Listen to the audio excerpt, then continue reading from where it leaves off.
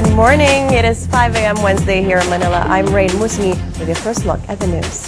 The bicameral conference committee will convene today to reconcile the Senate and House versions of the RH bill, but this comes after a tense pre-bicam session Tuesday.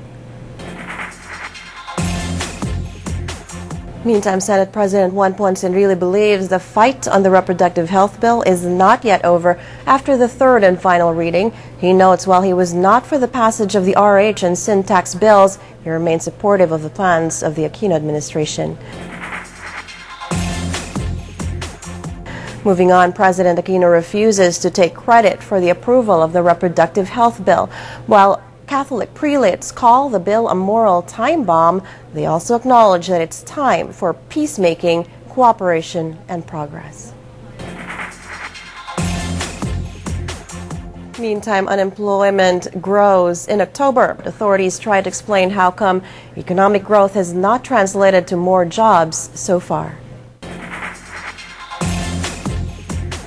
Australia is providing more help for survivors of Typhoon Pablo. It increased its assistance to more than 300 million pesos, money that's needed for food, safe drinking water, and temporary shelters for tens of thousands of families who lost their homes in the storm.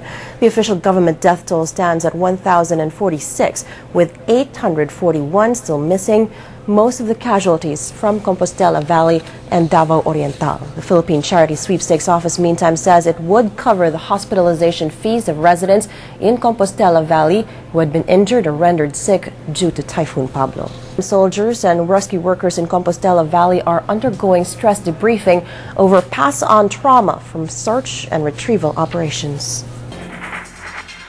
Market news now. Global shares hit their highest level since September Tuesday on signs of a compromise in U.S. talks to stop automatic tax hikes and spending cuts that could hurt the economy next year.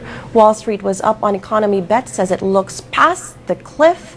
U.S. stocks extended sharp gains, the Nasdaq over 1%. Obama had made a counteroffer to Republicans on Monday that included a major change in his position on tax hikes for the wealthy. European shares, meantime, picked up also as U.S. fiscal deal is viewed as positive for risk sentiment. Well, Asian markets rose Tuesday, pushing the regional benchmark, the MSCI Asia Pacific Index, to its highest level since March on news of progress in U.S. budget talks. Japan's Nikkei rose nearly 1%, an outperformer for 2 straight days now. Shares in Hong Kong, Jakarta, and Singapore, however, closed with minor losses on concerns they too are getting expensive, just like the Philippine market. Still overseas, schools reopen in Newtown, Connecticut, except for Sandy Hook Elementary, the site of the shooting that left 20 children and 6 adults dead. As investigations into the massacre continue, Filipinos living nearby struggle to make sense of and explain to their children the tragedy of the school shooting. Here at home, government and the Moro Islamic Liberation Front can now begin recommending members of the Transition Commission for a new Bangsamoro political entity. President Aquino has issued Executive Order 120 creating the commission. He will appoint the members of the body based on a list of candidates to be given by the two sides. Peace negotiators say they made significant progress in discussing details of their framework agreement.